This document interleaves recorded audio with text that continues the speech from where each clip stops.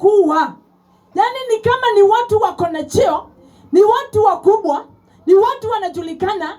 Uangalie watu kama ma-president, ma-ministers, lakini ni watu tu wako katika dunia. Bwana Yesu asifiwe. Lakini hawafahamu Mungu ni nani, na hawaelewi Mungu ni nani, na hawamjui Mungu ni nani. Bwana Yesu asifiwe. Na ndio maana nikisoma hii maandiko nilikuja nikajiuliza swali. Mstari wa kwanza. Na ndiyo Yohana 3. Inasema basi palikuwa na mtu mmoja wa Mafarisayo.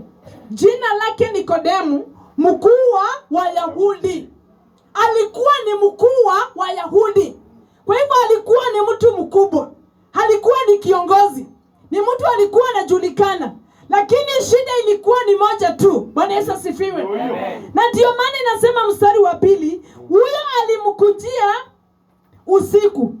Akamwambia, Rabi, twajua ya kuwa huu mwalimu umetoka kwa Mungu. Bwana Yesu asifiwe. Yaani alikuwa anajua Yesu ni mwalimu na ametoka kwa Mungu. Labda ukiona ameenda kwa Yesu na usiku, ni kama kuna mahali alikuwa anasikia story ya Yesu. Bwana Yesu asifiwe.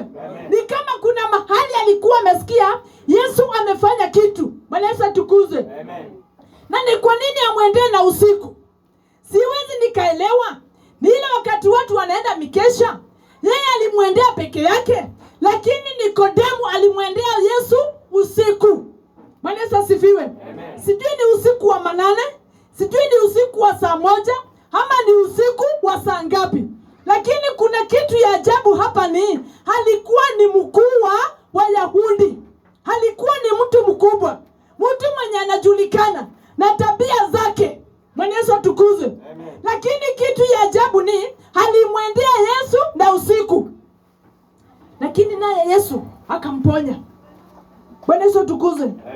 Ndio maana nayo maandiko inatuambia huyo alimkujia usiku akamwambia, Rabi, twajua ya kuwa huu mwalimu umetoka kwa Mungu, kwa maana hakuna mtu awezaye kuzifanya ishara hizi uzifanyazo wewe, isipokuwa mtu yu pamoja na Mungu. Bwana Yesu atukuzwe. Unasikia vile mtu anatolea Yesu ushuhuda.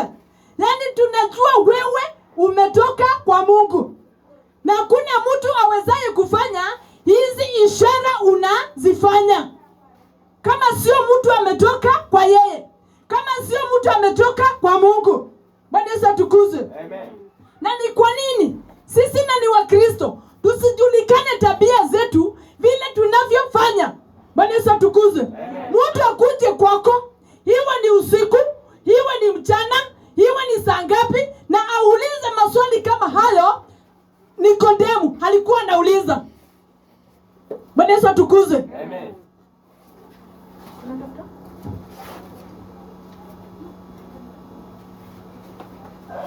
Na ndio maana alikuja na kauliza haya maswali. Mstari wa 2.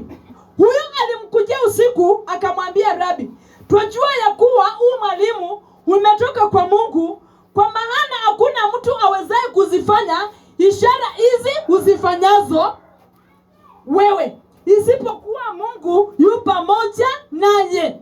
Bwana Yesu atukuzwe. Yaani inafaa ukuwe na imani, ukuwe na tumaini, ukaribishe Mungu akae ndani yako, ndio uweze kufanya ishara. Bwana Yesu atukuzwe. Hadi mtu akuje kwako na aseme, wewe tunajua wewe ni Jane, umetoka katika Jesus International Gospel Church, na unafanya hizi ishara ni kwa sababu Mungu yu pamoja nawe. Bwana Yesu atukuzwe. Nilikuwa na hii mafundisho, na ikawa jana tulienda kwa baba yetu, tukakutana huko na watu wawili, watu watatu hapo. Na ikawa nilikuwa na mafundisho mengine, ilikuwa nimejipanga nayo siku ya leo. Lakini kulingana ile mafundisho tulifundishwa pale, sasa ikatia hii nguvu. Bwana Yesu apewe sifa. Na ni kwa nini? Kuna kitu utafanya hadi watu wabaki wanaulizana maswali. Kuna mtu atakuja kwako na atakuuliza maswali. Bwana Yesu asifiwe. Ni kwa sababu gani? Wewe uko na Mungu ndani yako. Kuna kitu wewe unafanya hadi kinabaki kama kinasumbua roho ya mtu. Kuna vitu unafanya hadi zinabaki kana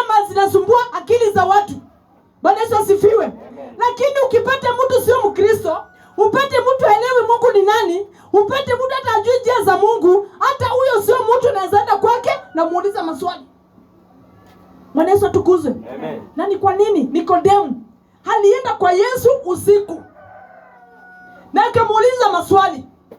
Na ukisoma hii maandiko, hakuna mahali unasikia kulikuwa na mkutano.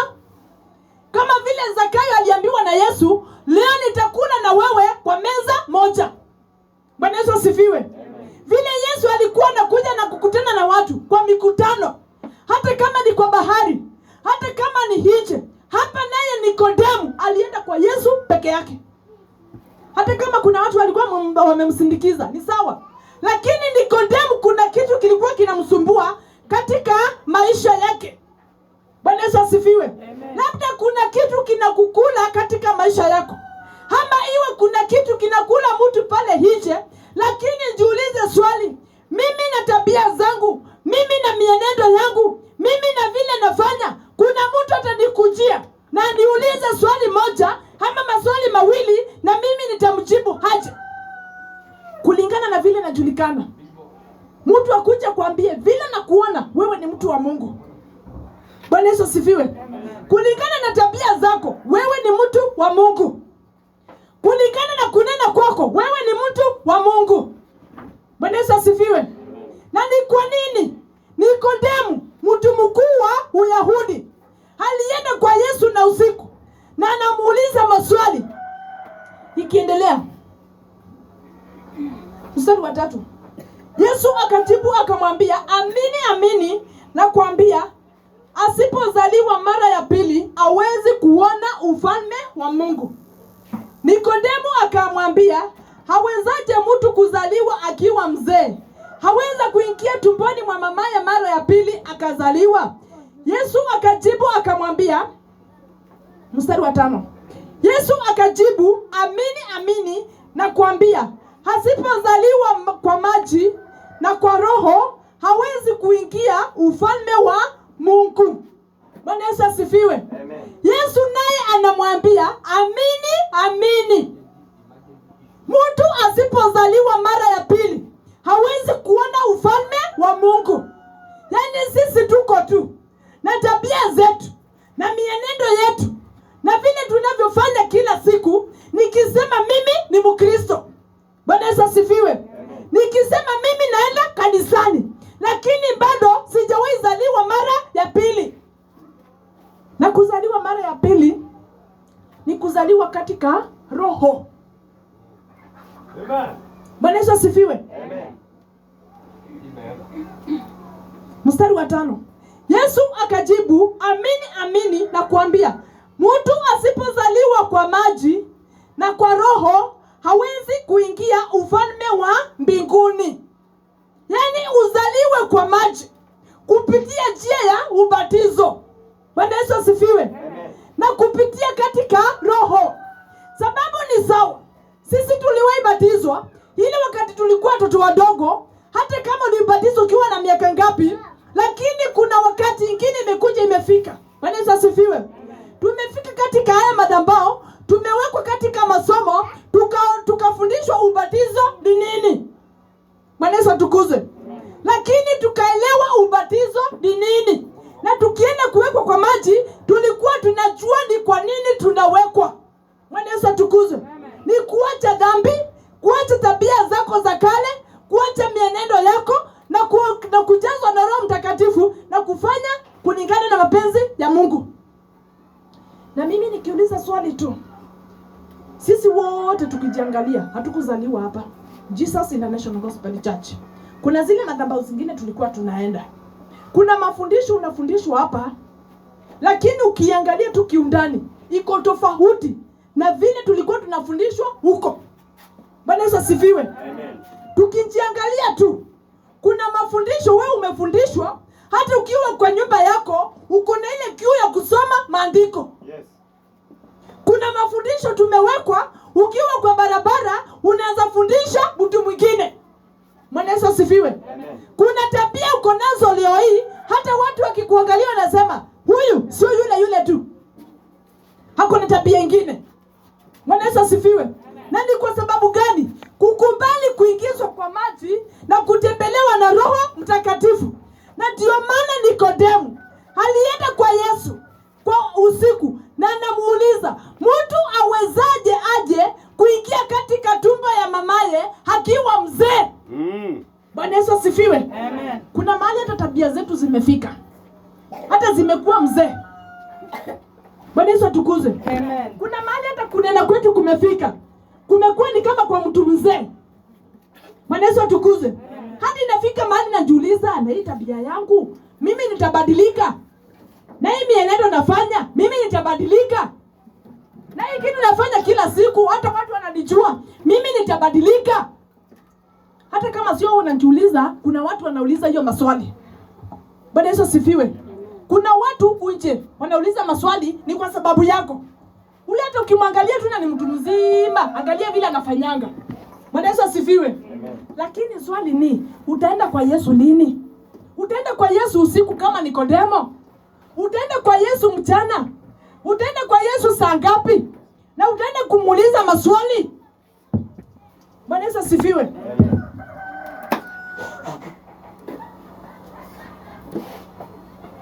Na ndio maana ikiendelea inasema mstari wa 6, kilichozaliwa na mwili ni mwili, na kilichozaliwa na roho ni roho. Usistaajabu ya kuwa nilikuambia hamuna budi kuzaliwa mara ya pili. Upepo huvuma uendako, na sauti yake waisikia, lakini haujui unakotoka wala unako kwenda. Bwana Yesu asifiwe. Yaani watu nasikia upepo inavuma, haujui kule imetoka. Iwe imetoka Githurai, iwe imetoka town, na mahali inaenda haujui. Hivyo navyo ndivyo roho wa Mungu hako. Bwana Yesu atukuzwe. Hizo zingine ziko katikati sitasoma, lakini mstari nilikuwa nataka sana ni kwa 16 ikiteremuka. Ndio maana nasema mstari wa 16. Kwa maana jinsi hii Mungu aliupenda ulimwengu hata akamtoa mwanawe pekee, ili kila mtu amwaminie asipotee, bali awe na uzima wa milele. Bwana Yesu asifiwe. Yaani ni kwa sababu hii Mungu aliupenda ulimwengu hata akamtoa mwanawe wa pekee, ili akufe ni kwa sababu ya dhambi zetu, na yule amwaminie hatapotea. Bwana Yesu asifiwe. Na ni ile maneno tu Nikodemo alikuwa anaambiwa na Yesu, amini, amini. Bwana Yesu asifiwe. Yaani kuna vitu tumeomba, kuna vitu tunatarajia, kuna vitu tunataka, lakini tunaomba maombi leo na kesho atutii ile maombi nguvu. Tunaanza tu kulalamika, tunasahau, tunalala, hatujielewi, lakini tunataka Mungu atufundishe. Bwana Yesu asifiwe. Kuna mama alikuwa anahubiri kwa gari, na tulikuwa na Karen. Na kuna kitu hiyo mama alikuja akasema, na nikakuja nikajua tu kwa uhakika sisi ni Wakristo na tumekaa kama watu wa dunia. Bwana Yesu asifiwe. Sababu ni hao watu wanaenda wakihubiri kwa gari. Mama akasema Bwana Yesu asifiwe. Ni watu wawili tunasema amen. Lakini watu wengine pale nyuma kwa gari ni makelele, story mingi. Wewe na gari ni ama? Yeah. Afadhali niseme ndio, sababu hata nikikudanganya unajua. Ni mimi tu na gari. Tulikuwa tunasema amen. Bwana Yesu asifiwe. Na ilikuwa na Friday kama tunatoka Gikomba. Mama anasema tu Bwana Yesu asifiwe. Ni kwa sababu gani? Tuko katika roho.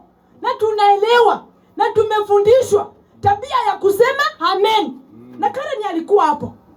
Na akatuna huyo mama akasema, unaona tabia ya watu wakiambiwa Bwana Yesu asifiwe, kusema amen, hiyo ni neno iko na nguvu sana.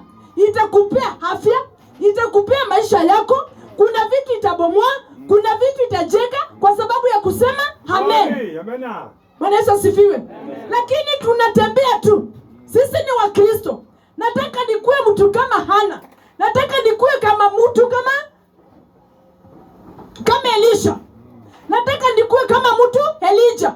Nataka nikuwe kama mtu Ibrahimu. Yaani huwa naomba kila wakati naambia Mungu, nataka nifike mahali Ibrahimu aliwahi fika. Nataka nifanye kazi ya Mungu kama Paulo. Lakini zile tabia huyo mtu alikuwa anafanya sitaki kufanya. Yeah. Bwana Yesu asifiwe. Amen. Yaani